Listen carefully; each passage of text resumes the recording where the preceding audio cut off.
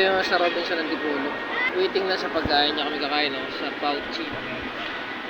Dito kami kakain ngayon sa Pouchy kasama ko si birthday girl. Happy birthday. Bago kami mag-grocery kasi bibili kami ng mga para sa lutuin mamaya. Yun na, food trip muna kami sa Bao. Pouchin yan. Thailand food daw yan Kain muna kami bago mag-grocery. Kain na! Mag-grocery, papamasahin muna kami. Birthday girl! At ito na nga yung mga pinamili namin, no. Pag uwi, luto agad tayo. Salang muna natin itong mga giniling na baka.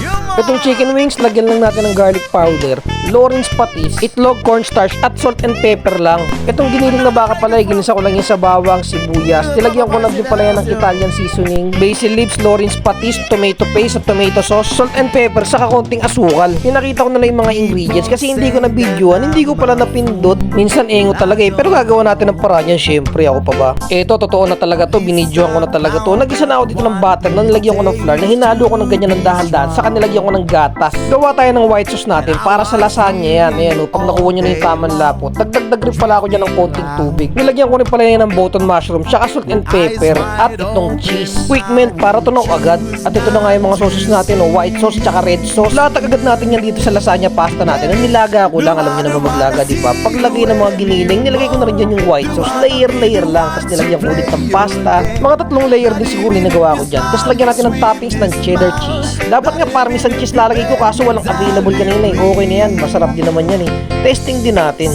Tapos ulitin lang ulit natin dito sa kabilang ganyan lagayan. Dalawa kasi nagawa kong ganyan Bibake kasi natin yan. Pagkalagyan ng giniling, yung white sauce. Tapos patong na naman ng pasta. Ganun lang ulit. Tapos pwede na natin siyang i-bake. Yan ganda may toppings na cheese sa taas Preheat nyo muna yung oven bago nyo isalang. Pagkalipos ng ilang minuto, okay na yan. Tingnan mo nga itsura niya Ang ganda Medyo nagtutog yung cheese niya sa taas. Yun yung masarap dyan. Siyempre, tikman natin yan. Medyo kaba-kaba nga ako kasi baka di masarap yari birthday girl. Pero masarap naman. Sobrang sarap talaga. Star margarine naman, konting mantika. Gisa lang natin itong maraming bawang hanggang bumango siya ng ganyan.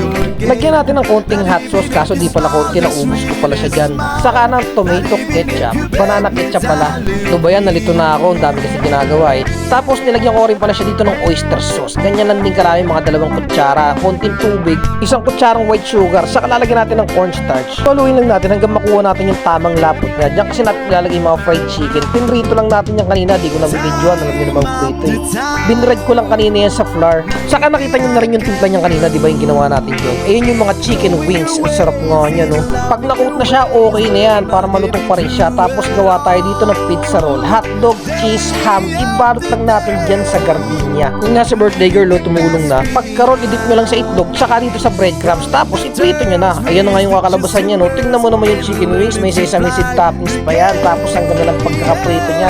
At itong lasagna, solid na solid talaga yung handa ni birthday girl, di ba? May pizza roll yan na maganda rin yung pagkakaprito at saka yung cake. At itong mga McDo chicken na may kasamang gravy, isang bucket niya regalo sa kanya ni mama niya. Saka mga drinks, soft drinks, saka konting alak. Konting picture lang. Tapos ako nga dito sa labas pumuputrip na ng lasagna. Habang pumuputrip ng lasagna, maganda may panulak ng ganto. Pagpagana yan Kasama ko nga pala dito yung tropa kung nagbalik ng walis. Kung kailan may okasyon, saka siya may binabalik na gamit. Ang galing At yun lang, simple celebration. Kasama yung mga kamag-anak niya, mga pinsan na tita at mama niya. Siyempre, sinarapan natin yung food trip para happy talaga yung birthday niya. Huwag niyo na lang kalimutan mag-like at mag-subscribe. Tsaka pakishare na rin ng video. Maraming salamat po!